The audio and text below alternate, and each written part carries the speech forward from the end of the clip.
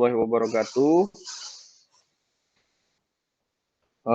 Pada video kali ini saya akan menerangkan tentang cara perhitungan metode Economic Order Quantity atau EOQ ya. Apa metode ini tadi sudah ada saya tanyakan dan merupakan jawaban kalian itu merupakan absensi kalian untuk pertemuan kali ini ya. Oke, ini adalah rumus dari EOQ. EOQ adalah Economic Order Quantity tadi ya, yang merupakan akar dari 2DK. D-nya adalah jumlah kebutuhan barang selama satu periode. Misalnya di sini kalau dimisalkan periodenya 1 tahun ya, atau berapa lama nanti sesuai dengan soalnya. Kemudian K di sini adalah ordering cost setiap kali pemesanan, atau bisa disebut juga sebagai biaya pemesanan. Kemudian dibagikan H. H adalah holding cost per satuan nilai persediaan per satuan waktu, atau disebut juga sebagai biaya penyimpanan. Ini hal-hal yang menjadi keterangan di sini kalian ingat baik-baik ya. Ini sengaja saya ada atau saya kasih dalam kurung karena nanti di soal nanti ada perbedaan bahasanya nanti gitu ya. Kemudian T0, T0 adalah waktu antar pemesanan. Maaf, ini bukan T0, TO ya. TO adalah waktu antar pemesanan atau siklus yang optimal. Ini kalau nanti ada dicari TO ya. Kemudian F adalah frekuensi pemesanan dengan rumus D. D tadi jumlah kebutuhan, demand ya. Demand keseluruhan dibagi dengan nilai EOQ. Kemudian ada di sini TIC atau total inventory cost dengan rumus seperti di sini, akar dari 2 DKH. Kemudian ada TC. TC adalah total cost ya. TIC ditambah D, D yang dikalikan dengan C ya. C adalah purchasing cost per satuan nilai persediaan. Ini rumus-rumusnya, ini yang harus tetap kalian ingat di dalam perhitungan EOQ. EOQ ini nanti akan jadi dasar ya. Nanti kita di pertemuan-pertemuan selanjutnya ada bahas tentang IPK, kemudian ada membahas lagi tentang CIT ya, just in time. Itu nanti juga ada rumusnya akan berkaitan dengan EOQ. Jadi EOQ ini adalah dasarnya ya, sebuah metode untuk perhitungan persediaan secara tradisional sebenarnya ya. Ini soalnya dan akan saya contohkan. Permintaan harian suatu jenis barang diperkirakan 100 unit ya. Biaya pemesanan diketahui adalah Rp100 setiap kali pesan. Biaya penyimpanan harian setiap unit persediaan adalah Rp0,02. Tentukan EOQ dan siklus optimal pemesanannya. Kita balik lagi ke rumus tadi ya. Ini EOQ, kalau siklus optimal berarti TO-nya ya yang dicari. Oke, langsung diketahui D adalah 100 unit per hari didapatkan dari permintaan harian ya, 100 unit per hari. Kemudian K biaya pemesanan, setiap kali pesan biayanya adalah Rp100 ya. Kemudian H holding cost Rp0,02 per unit per hari. Ditanyakan EOQ dan TO. Jawab, langsung dimasukkan dalam rumus. Jangan lupa ini akar ya. Saya sarankan sih pakai kalkulator saintifik ya, supaya mudah ya. Atau menggunakan Excel. Kalau menggunakan HP, disesuaikan yang bisa pengakaran ya. Diakarkan, hasilnya adalah EOQ adalah 1000 unit. TO sama dengan EOQ dibagi D, 1000 dibagi 100 sama dengan 10 hari. Karena di sini satuannya persatuannya sama ya, hari. Beda nanti kalau umpamanya diketahui D-nya tahun, berarti H-nya juga harus tahun. Ini kebetulan soalnya dengan soal yang sama ya, sama-sama hari. Kalau kita lihat tadi di rumus awal, D adalah jumlah kebutuhan barang selama satu periode. Kebetulan karena soalnya sama-sama hari, maka hasil akhirnya juga hari gitu ya. Tapi kalau nanti ada berbeda, diketahui umpamanya D-nya adalah dalam 1 tahun, sedangkan biaya pesannya umpamanya ya Rp100 per kali pesan ini tidak akan berubah. Nah, umpamanya ini biaya penyimpanannya harian Rp0,02 dikalikan dalam 1 tahun. Kalau umpamanya memang 1 tahun ya. Tapi pada kenyataannya di sini sama-sama hari. Karena sama-sama hari, nah kalau kalian sudah belajar apa namanya satuan operasi dan dasar teknik proses, ini dilihat satuannya, dicoret-coret-coret, hasil akhirnya adalah unit. Ya. Kemudian di sebelah sini, unit tadi jadi hari. Ya. Oke. Nah, ini contoh soal 2. Soal 2 ini lebih kompleks sedikit ya. Suatu perusahaan membutuhkan bahan baku sebanyak 6.400 unit per tahun dengan harga per unitnya Rp10. Ya, ini D-nya dalam 1 tahun. Ingat ya, D-nya dalam 1 tahun. Kalau tadi contoh tadi adalah satuannya sama-sama hari. Nah, kali ini satuannya adalah tahun. Biaya-biaya yang terlibat dalam pembelian bahan baku tersebut dicatat adalah sebagai berikut. Yang pertama ada biaya pengiriman Rp10, kemudian biaya pemeriksaan bahan baku yang datang Rp70, kemudian ada biaya administrasi Rp20, kemudian biaya untuk menyelesaikan pesanan Rp20, biaya penyimpanan di gudang 20% dari nilai rata-rata barang yang dibeli, kemudian biaya modal 10% dari modal rata-rata yang tertanam dalam persediaan.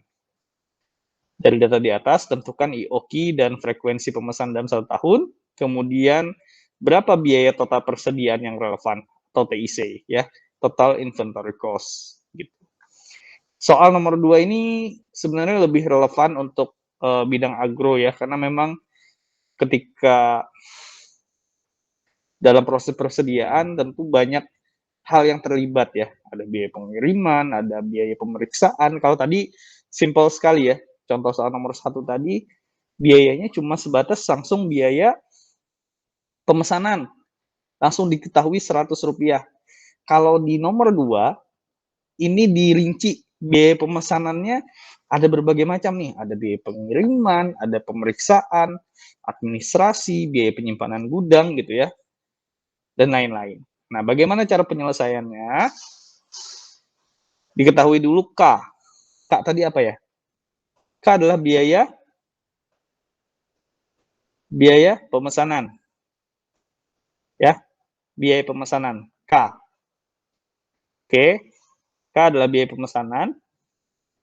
Biaya pemesanan 10 tambah 70 tambah 20 tambah 20. Nah, yang mana nih? 10. Oke, biaya pengiriman termasuk dalam biaya pemesanan.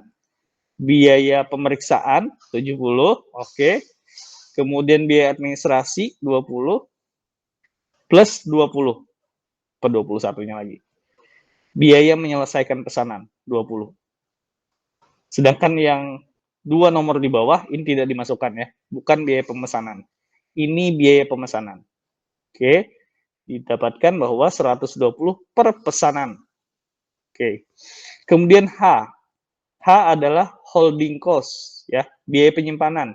Karena di 2 item di soal di bawah ini adalah berkaitan dengan penyimpanan ya. Yang pertama adalah biaya penyimpanan di gudang 20% dari nilai rata-rata barang yang dibeli, kemudian biaya modal 10% dari modal rata-rata yang tertanam dalam persediaan ya. Gimana menghitungnya? 20% tambah 30% dikalikan 10. 10 dapat dari mana? 10 adalah ini. Harga per unitnya. Biaya penyimpanan adalah 20% dan nilai rata-rata barang yang dibeli ya. 10. Kemudian 10% dari modal rata-rata. Harga itu tadi ya. 10% dari sini. Ya, dari harganya. Jadi 20 tambah 10, 30% dikalikan 10, hasilnya adalah Rp3 per unit per tahun. Diketahui D-nya adalah 6.400 unit per tahun. Memang yang agak ribet di soal yang seperti ini adalah penentuannya. Mana yang tergolong K, mana yang tergolong H, mana yang tergolong D. Oh iya, saya ingin menyampaikan juga, rumus IOQ itu kalau nanti kalian buka di jurnal gitu ya, atau kalian kepo lihat buku yang lain, ini mungkin rumusnya akan berbeda. Notasinya mungkin yang akan berbeda. Ada yang menyebutnya D, biasanya tetap D, atau H-nya beda, bukan H dia menyebutnya. Saya di sini memudahkan saja H ini karena memang bahasa Inggrisnya holding cost ya. Jadi dia menyimpulkannya H. Nah, tapi dalam buku-buku yang lain dia menotasikannya dengan notasi yang berbeda, dengan huruf yang berbeda ya. Oke, ini ditanya A dan B. A tadi apa ya? A tadi adalah IOQ dan frekuensinya dalam 1 tahun. Kemudian B-nya adalah TIC. Dijawab. Tinggal langsung masukkan rumus. Ya, IOQ-nya adalah 715,54. Dibulatkan menjadi 716. Ini juga sama dengan yang kemarin kita bahas di tata letak ya.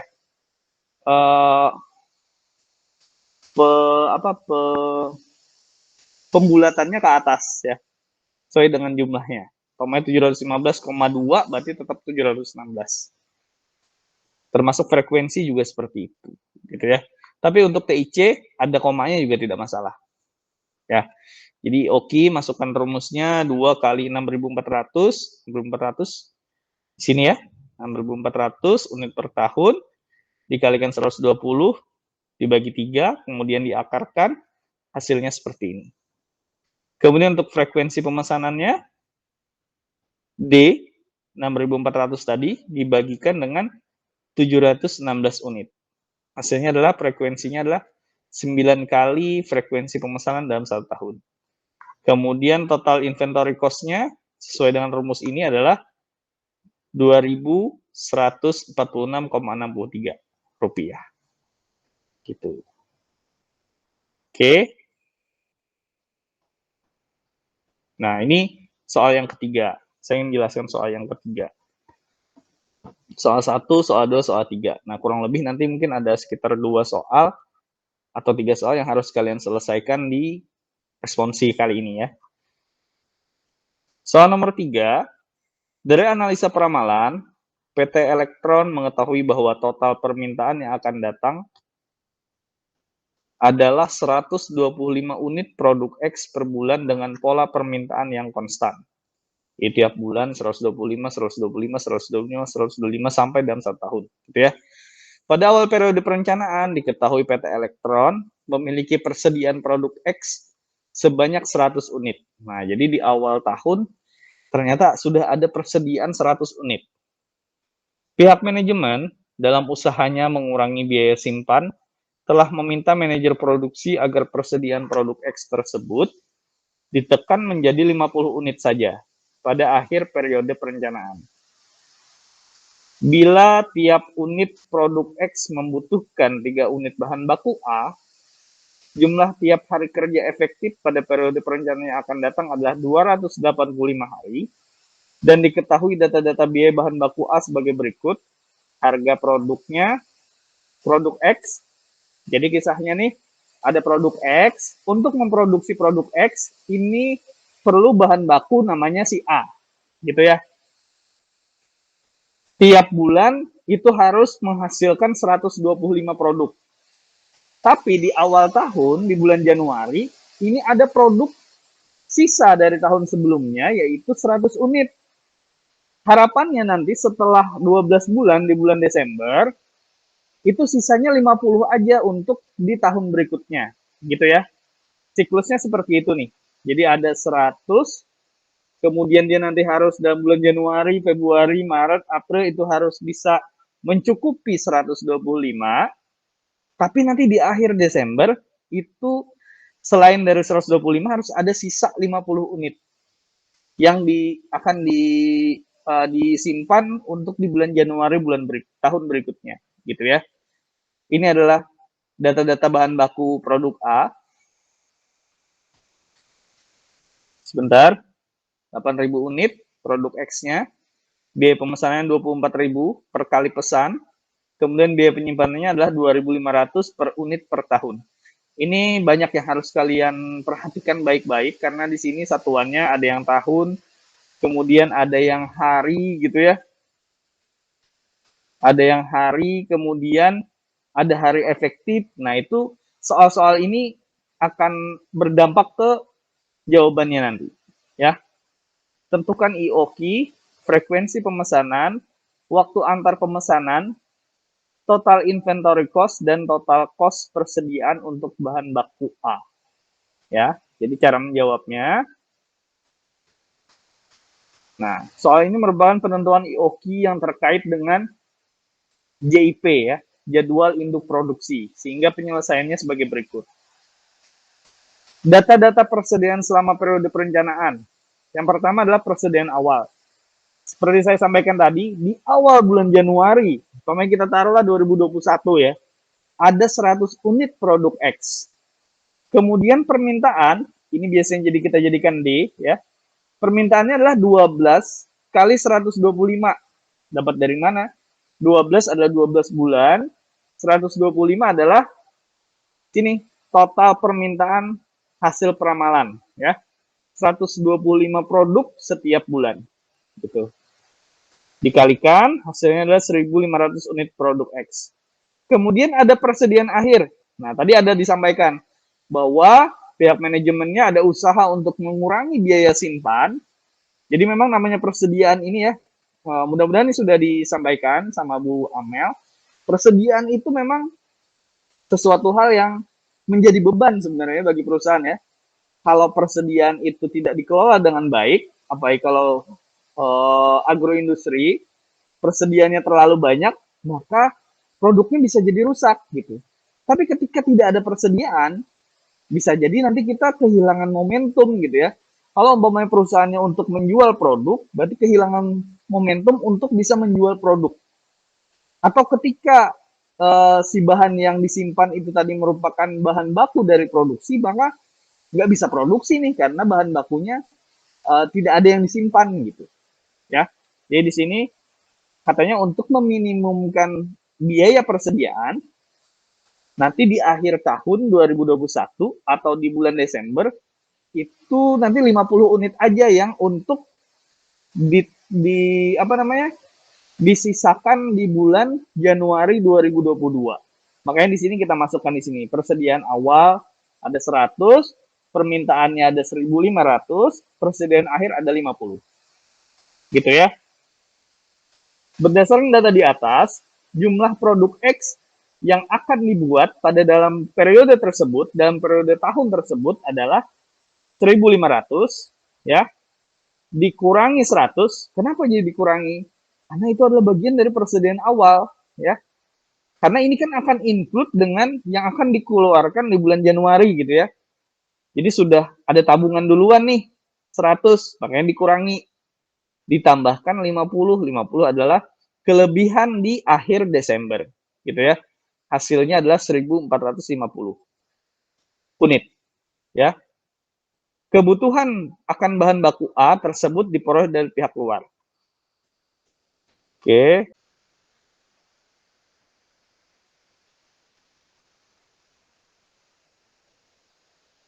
Kebutuhan akan bahan baku A diperoleh dari pihak luar ya. Ini adalah diketahuinya. Kemudian kita masukkan ke rumus ya. 2D kali K. Nah, yang akan kita ketahui dicari di sini adalah bagaimana jumlah IOQ persediaan untuk bahan baku A ya.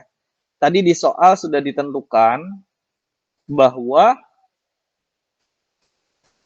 bila setiap unit produk X membutuhkan 3 unit bahan baku A ya. Berarti 3 dikalikan dengan jumlah produk X. Ketika kita ingin mencari jumlah kebutuhan atau IOQ-nya dari produk A, bahan baku A, maka 1.450 dikalikan 3, ini sama dengan 4.350. Ya. Jadi 4.350 kalau bingung dapatnya dari mana? Dapatnya dari soal ya. Dari karena tadi ini produk X, untuk membuat produk X itu perlu bahan baku A. Nah, bahan baku A harus ada 3 bahan baku A untuk mencapai menjadi produk X ya, karena tadi diketahui adalah demand-nya untuk produk X, jumlah persediaan produk X, maka untuk mencari berapa banyak produk bahan baku A maka harus dikalikan 3 seperti itu ya. Kemudian dikalikan dengan 24.000. 24.000 dapatnya dari sini ya, biaya pemesanan. Kemudian di bawah ada biaya penyimpanan K. Nah, 2.500 ya, benar ya? 2.500 unit per tahun per pesan. Hasilnya adalah IOQ-nya adalah 289 unit. Ya. Frekuensi pemesanannya adalah D dibagikan dengan IOQ, D-nya di sini tadi ya, dibagi IOQ sama dengan 15 kali. Ya. Kemudian mencari T0, TO ya. TO-nya agak berbeda nih dengan yang sebelumnya. Kalau sebelumnya itu rumusnya cuma IOQ dibagi D ya. Ya, coba kita cek. IOQ dibagi D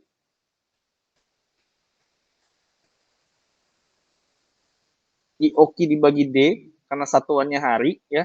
Karena di sini TO itu adalah waktu antar pemesanan dalam siklus yang optimal ya. Kalau nanti satuannya kita bikin tahun, tetap tahun, ini akan menyusahkan ya. Kalau di soal pertama tadi karena memang antar satuan itu hari, jadi TO-nya tidak ada dikalikan dengan jumlah hari gitu ya.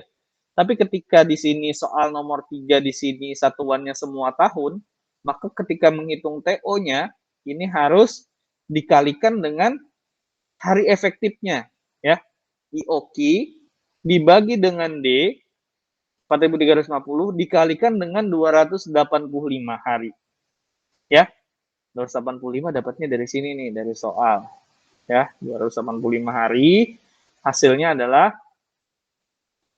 19 hari, ya.